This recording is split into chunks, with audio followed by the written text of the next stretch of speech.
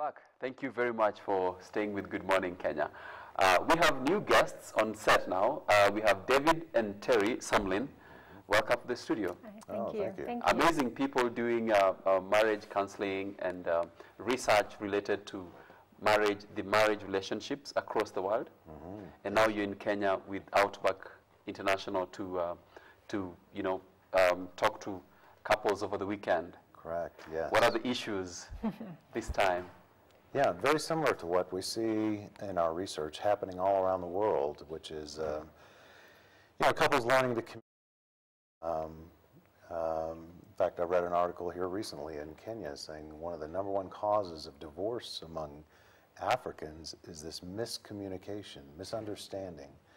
And so in our research, we look at the predictors of divorce, and there's 4 that come to mind, 4 that come to the top. #1 predictor of divorce is invalidation. It's dismissing the feelings of your spouse. So, for example, if Terri were to want to convey something to me, share something that's important to her, maybe perhaps an offense or just something she's been wrestling with, and if she explains that to me and I respond by rolling my eyes, going, come on, what's the problem? What's your problem? Then I've now dismissed her feelings. And our research shows that is by far the #1 predictor of divorce. And it doesn't mean that it exists only in couples that end their marriages, but it also exists in our marriage, in your marriage. It's something we've got to disarm. So what we do is we go around the world offering these high-adventure marriage retreats for couples. We just walk alongside couples and help them to learn how to disarm these threats that impede the relational oneness that God has so wills for your marriage. Okay. You're coming to the country at a point, a very critical time when we are talking about the laws that govern marriage. We are talking about what we can recognize as a marriage. We are talking about how we think or how our laws will define a marriage that's legal and that's illegal. We are also talking about, very importantly, sharing of property in marriage and when marriage is dissolved or when people divorce. And perhaps one of the questions that a lot of people are asking now is, when we have to talk about so many laws, huge legislation to talk about marriage, does it mean that marriage cannot just thrive on love, on just good relationship and goodwill that made these 2 people come together in the first place? Do we really have to be very combative to keep 2 people together? Terri, I want to throw this to you. I would agree that sometimes the laws do get in the way. They do impede the relationship that a man and woman have. Man and woman are called together to be as one, and that oneness should not be broken because of what the governments or laws want to try to mandate, to say is correct or is not correct, or legal or is not legal. In marriage, it is a bond under God that you're making a covenant with your spouse, and it's a covenant that should not be broken, and it's a covenant that nobody should be interfering with. It's a covenant between you and your spouse and God, and with that trinity or with that triangle, I think governments do come to try to, especially in America lately as well, governments are trying to come in and tell us what we can and cannot do, or what is legal and what is not, and what types of marriages are legal, and we tend to adhere to this, again, what Scripture says, and just saying what between a man and a woman, and it's a covenant between the 2 of you. And if you really think about it, this is no different. What you're experiencing here in Kenya is no different than what happened 2,000 years ago when the Pharisees approached Jesus and says, "Is it lawful for a man to divorce his wife?" And Jesus says, "Well, what did Moses command you?" And they said, "Well, Moses said as long as a man has a certificate of divorce, he could send his wife on his way, on her way." And that's exactly what we're doing today with these laws. But Jesus said it wasn't like that from the very beginning. So Jesus takes the Pharisees and likewise takes us back to the beginning of time when God ordained the covenant of marriage. And so it's a beautiful thing that we have so distorted around the world. And so, And that's why what David and I do, we really feel called to go out and spread the message of what marriage is, so that these misconceptions or these people who are marrying for money or and those kinds of things, that we can try to get education out there about what marriage should be. Again, about the covenant, about love, and not a business partnership, Right. nothing of that sort. And so we really are just hoping that people can become more educated, and fulfill this beautiful communion, this beautiful oneness that you can experience life with. I have met people that have married for money or just staying, and they just don't have that joy and that happiness that I know that marriage is intended to have. yeah. Okay, you might have when you come to to Kenya and to Africa, when you begin to do your ministry here, Yes. You're going to have to deal with issues of polygamy.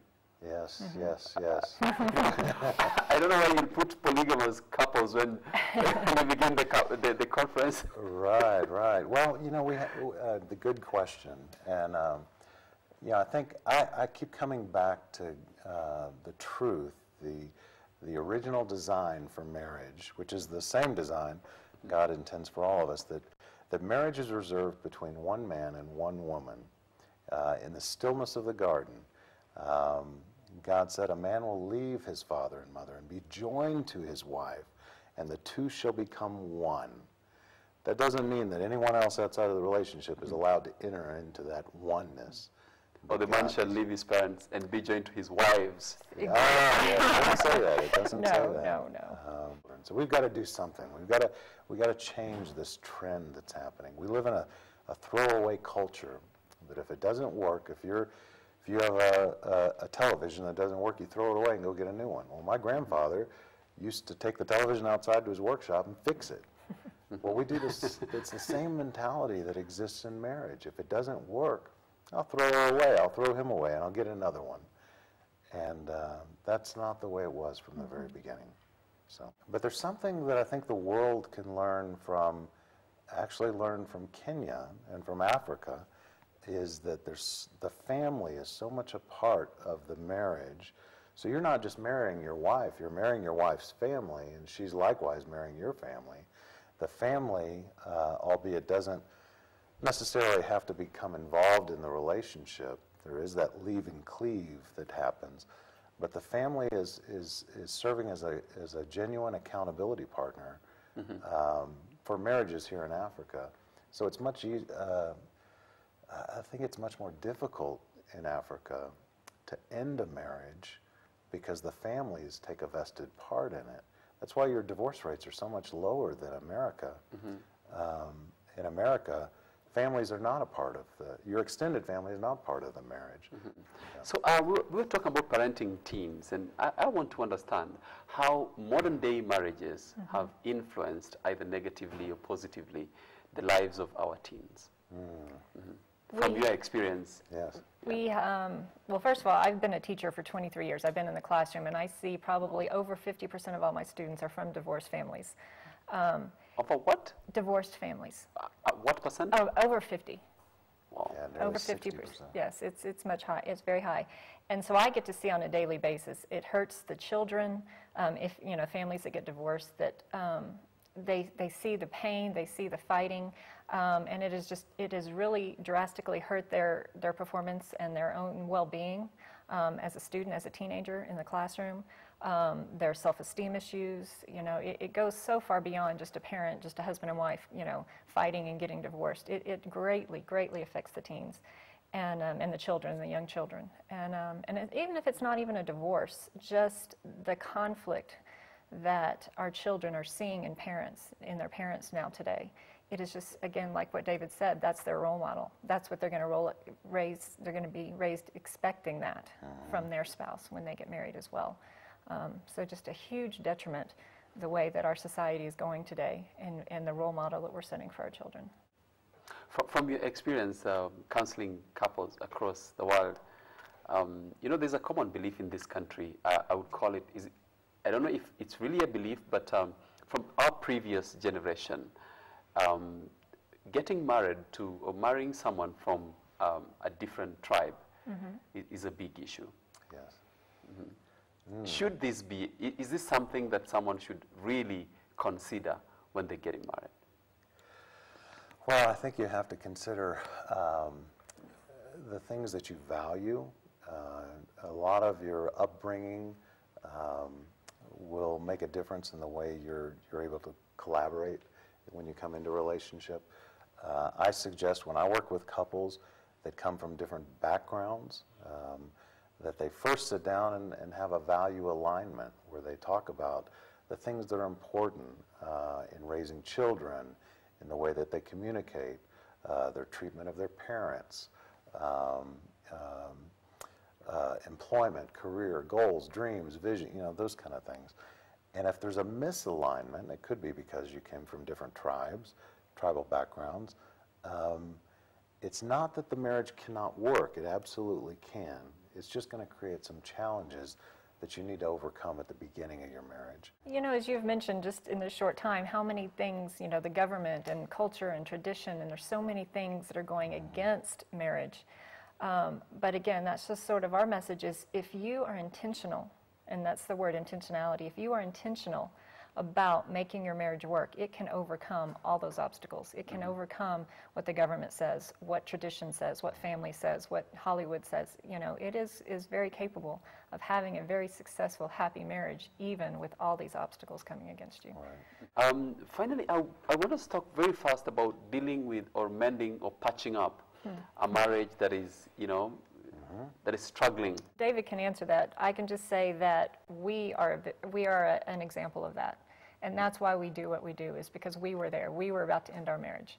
And it has turned around, and it is 180 degrees different than what it was. So we have been there, and so I just want to say as an example, yes, it can be done. David can give a much better background on how. In all of the retreats, the pastoral counseling that we do, we'll minister to about 1,600 marriages just within the next 12 months. A third of those couples will indicate that they're distressed. So the first thing that we do is we try to build safety back into the relationship. It's likely that one or both of the people in the relationship don't feel safe. They don't feel safe conveying what's on their heart. So that's the first thing I do is I figure out what will bring safety in the way they communicate with one another.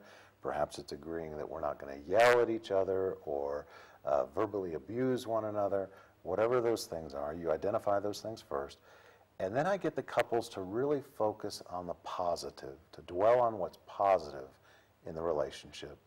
Some interesting research done by Dr. John Gottman and Dr. Scott Stanley from the University of Denver is that of the couples that divorce, the ones that in their marriage and divorce will consistently say that we tend to focus on the negative in our marriage.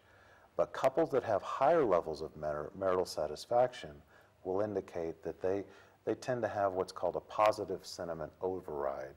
They choose to focus on what's positive in the relationship.